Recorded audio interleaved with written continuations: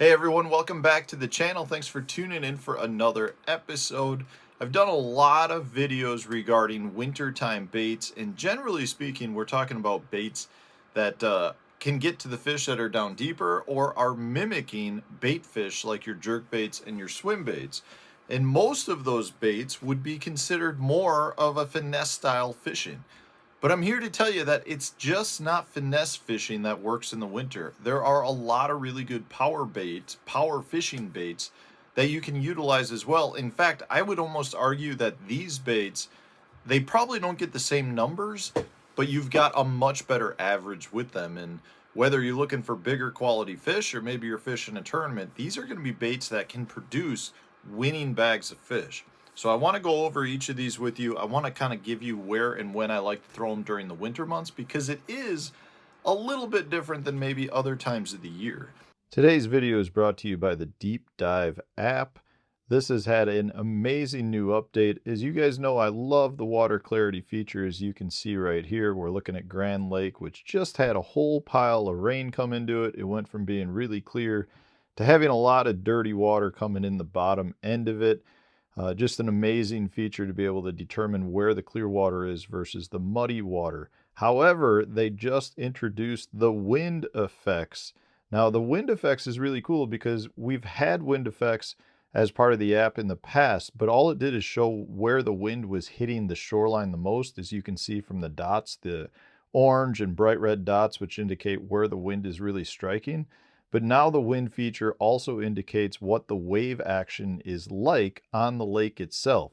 So some of the features you're going to get from this is determining where to get from place to place safely by avoiding the heavy, rough water conditions. You'll be able to determine where you may have some of the strongest current flow and some of the places where you can fish to stay protected. Now, along with that, you still have some of my favorite features like the patterns that you've got on the lake that indicate the best baits and lures to fish with. You've also got the water inflow app, which shows you where a bunch of the rain input comes in. That can be an amazing pattern to fish throughout the year. Just a great feature to have. So many positive features anytime you're fishing or using the Deep Dive app. Just points you in the right direction to catch more fish. Whether you're a tournament angler or a local fun fisherman that's just out to catch a few fish, the Deep Dive app will help you catch more fish next time you're out on the water. So let's dive right into this. I've got here 4 baits that I absolutely love to fish during the winter time period. We're just going to start it off with this guy right here. So this is a lipless crankbait called the Jack by Berkley. A lipless crankbait is one of the best cold water baits, especially when you're talking about power fishing. You know, these can be very versatile in terms of being able to burn it, fish it through really shallow water, or fishing it much slower and yo-yoing it down to 20, 30 feet deep. One of the reasons why I like the Jack is based on the profile and the weight of it. This is a faster sinking lipless crankbait, and that's really critical during the cold water period. You know, a lot of times you're looking at fishing grass with a lipless. The problem is during the middle part of winter, you very rarely have much grass to fish. Yes, if you go to some of the heaviest grass lakes in the country, you might be able to still find some, but the majority of grass throughout the country dies off in the winter months. So you're not necessarily going to fish this in the same locations that you would be looking to fish it if it was a couple months later once the grass starts to grow off the bottom.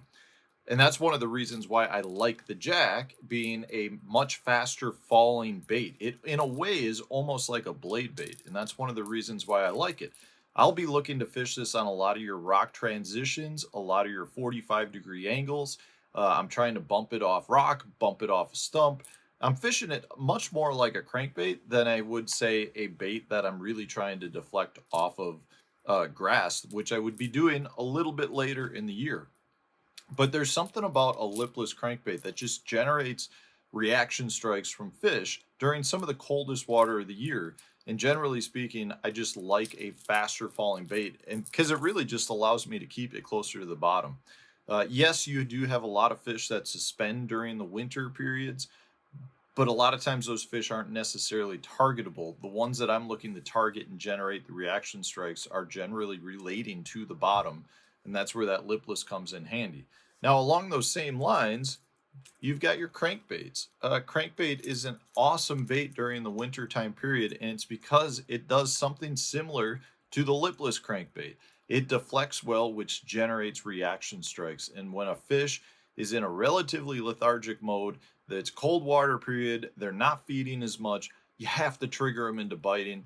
And that's where a crankbait like this Dime 6 comes in handy.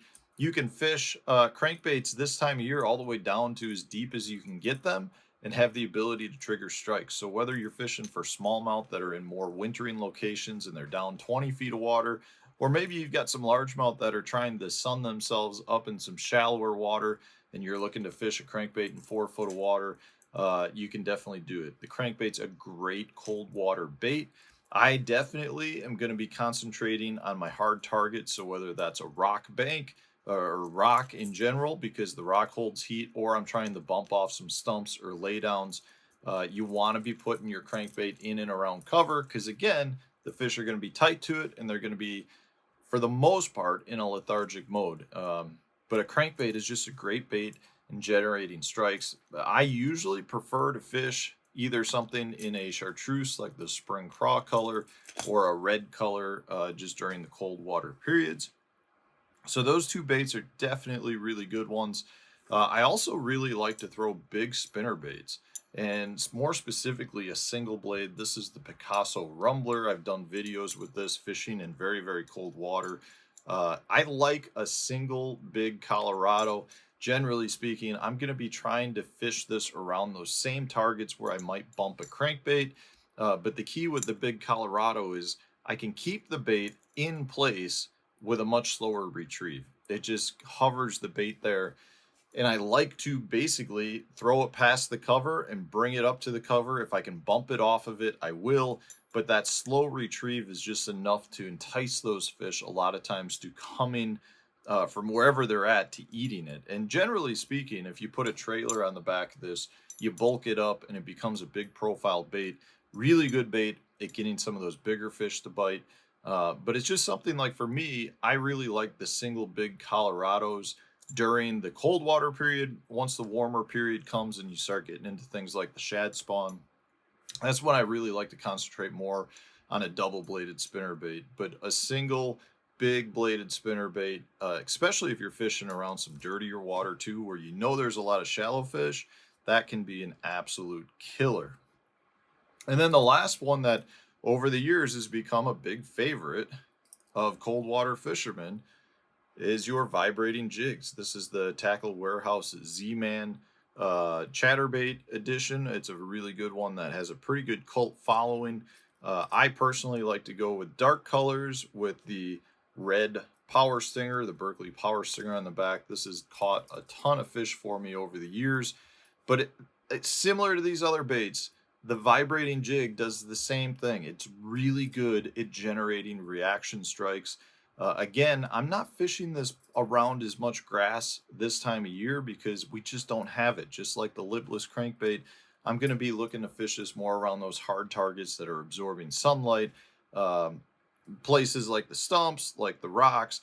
I also really like to fish this around floating docks. If you've got some shallower docks that are uptight to the bank or have black floats, these can be really good baits to skip up and around those docks. But again, it's just one of those baits that generates really good quality fish. Now, if you're looking to catch numbers, I don't know that this is necessarily the best way to go about it, but you're going to catch better average fish with all these baits, and they're really good baits to generate generate reaction strikes using these power fishing baits. You know, a lot of people think you got to downsize, you got to go finesse, you got to throw small little baits during the winter time. You absolutely do not. You just got to make sure you know where to throw it, and you're presenting your bait in a manner that's generally going to be either slower, it's going to be more reactionary, meaning you're really trying to create deflections, and you got to keep your bait where those fish are at. You're probably not going to have them travel the same distance in 45-degree water that they would be willing to do in 75-degree water. Hopefully this was helpful. Hopefully it gives you the confidence to go out, throw some power baits during this cold water period. And if you enjoyed today's video, hit the like button, subscribe to the channel if you haven't done so already. Stay tuned. We'll have a new video coming out tomorrow.